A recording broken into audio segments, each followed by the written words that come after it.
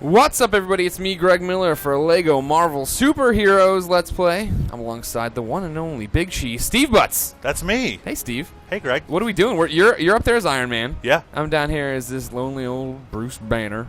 Yeah, so we finally got our hands on the PS4 version of Lego Marvel and the Xbox One version. We reviewed the games on IGN on the old gen hardware. Loved it. Gave it a 9. Ooh, Doctor. There's not much difference between that one and this one. Looks a little bit better, but we wanted to show people what the gameplay is and update the review for the PlayStation version. You're so thoughtful. Well, I do what I can. I'm a river unto our readers. So yeah, as you said, it's Lego Marvel here. I'm Tony Stark, Iron Man, up here on the Shield helicarrier. Greg, you're Bruce Banner down there on the streets. Or am I the Hulk? Oh my God, he's gonna Hulk that's out. the secret. He's always angry. He can change whenever he wants. Never quite understood about the movies, but that was a great moment. Yeah, that was awesome. But yeah, I mean, the big thing for this is, you know, the Traveler's Tales guys always do a great job with these Lego games. Super full of charm and humor and really authentic to the franchise. And it's no different from Marvel. They got over 100 characters from, you know, franchise powerhouses like Iron Man and Hulk to kind of off-brand type guys like Moon Knight and Howard the Duck. Howard the Duck is a great addition. So yeah, basically, if you love a character in Marvel, odds are he's in this game. I'm going to come down and join you. You can see here the whole island of Manhattan is rendered in this game. And you can go and explore all of this territory. There's the Statue of Liberty down in the south. There's the X-Mansion up in the north. So it's got all the settings that you like. It's got all the characters that you like. And we're going to jump into a mission here in a second and show people some of the actual story as well. What I liked from playing it, right, is like the way it starts off is almost like a sequel to the Avengers, except they have everyone there, right? Because they're like making references to the Avengers movie almost and all these other different things. But then, you know, Spider-Man's there and the X-Men obviously are there, and there's all these different things where it's really pulling together the universe in a way that right now the movie universe can't. Yeah, it's bringing everything together, and it's telling a really great story that's, you know, it's got Asgard, it's got the helicarrier, it's got AIM henchmen, it's got Doctor Doom, it's got everything you want out of a Marvel story. So I'm flying down to where you are here. Let's see if I can find you. Oh, I'm walking the other way here. Because right now we are in the open world, the free, free-to-play zone. So yeah, we're in the open world here. As I said, the whole island of Manhattan is available. There are gold bricks, there are side missions. You can meet Daredevil, you can buy Doctor Strange, you can do all the stuff that you want. But there's also a really cool story here that's on the galactic scale that you expect from Marvel. Yeah. You know, there's a huge sort of cosmic threat to the world, and all the adventurers have to come together. Kicks off with Silver Surfer being knocked down by Doctor Doom, and the cosmic brick gets scattered all around the world. And so now Loki and Magneto and Doctor Doom are trying to gather them together, and the heroes are on a quest to stop them. Gotcha. So let's go ahead and I'll head over to the next mission there while you keep messing around. And I think when I get there, it'll trigger both of us to go into it. You can see here the little purple trail for the destination. One thing I don't like about the game is the flying has changed from Lego Batman 2. I really love the open world in Lego Batman 2. When you first unlock like Hawkman or Green Lantern or Superman, and you can fly around, it's one of the most fun things you can do in that game.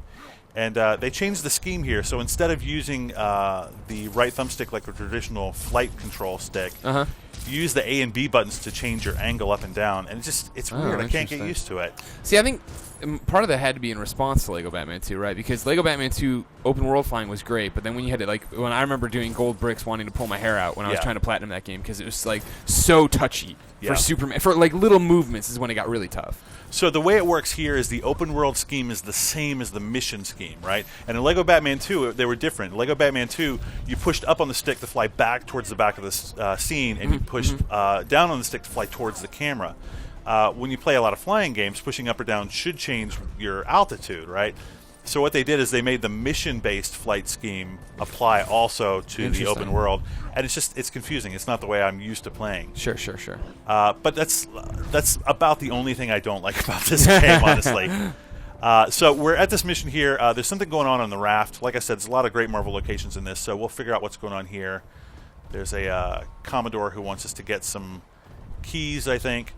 All the characters have amazing powers that you'd expect from the movie, and they're not one-dimensional. You'll find, for example, like a character like Black Widow has a couple of different power sets. She can turn invisible like Invisible Woman and spoof cameras. Mystique can also do that.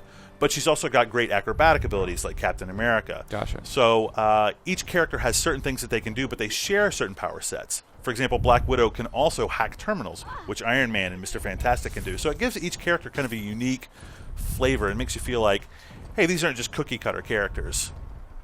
So we'll talk to this guy here. He's going to send us on a mission. Fix the ferry. My family-friendly Rikers Island ferry tour is back in business. If you want to ride, though, you're going to need to show me a ticket. Rules is rules.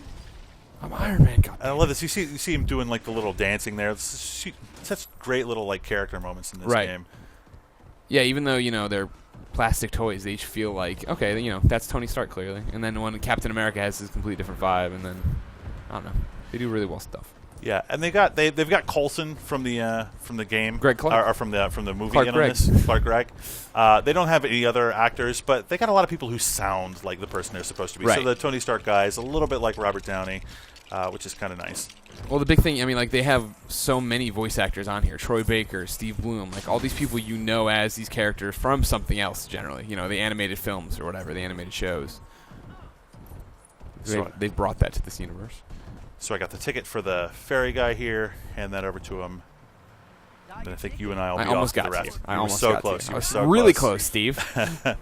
Combat-wise, it's the same thing in most LEGO games. It's sort of button mashy. So if you're looking for a really deep game with a lot of fighting moves and stuff like that, that's not what this is. The appeal here is that you love the characters. The animations are really clever and smart and get you engaged in the game. A lot of humor. Yeah. A lot of inside references. Absolutely. And then you get the different manifestations of characters' powers. So it's like Human Torch looks like he's fighting differently than Iron Man, even though mechanically you're kind of doing the same things. Gotcha.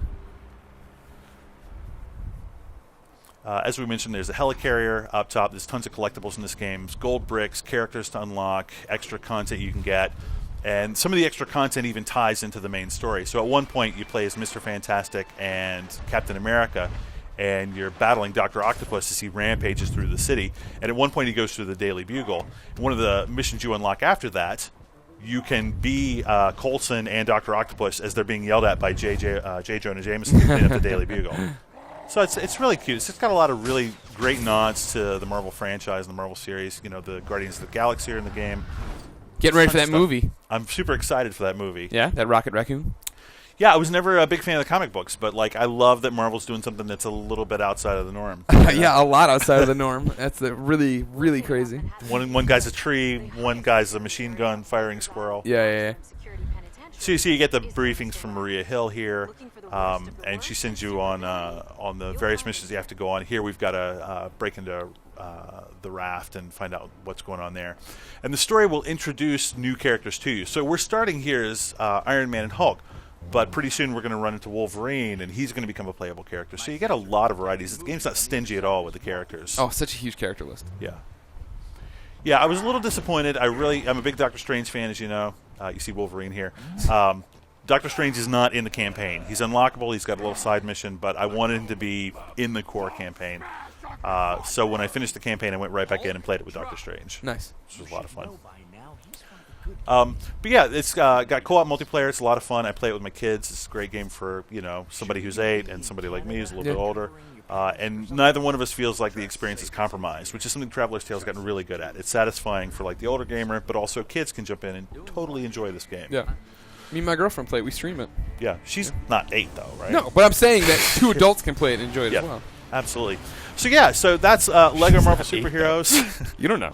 I don't know that. That's Lego Marvel Superheroes. Had a lot of fun with the game. We gave it a 9 on the PS3 and the old gen platforms. I think it deserves a 9 on PS4 as well. It looks slightly better, but we expect that on the next gen platforms. All right.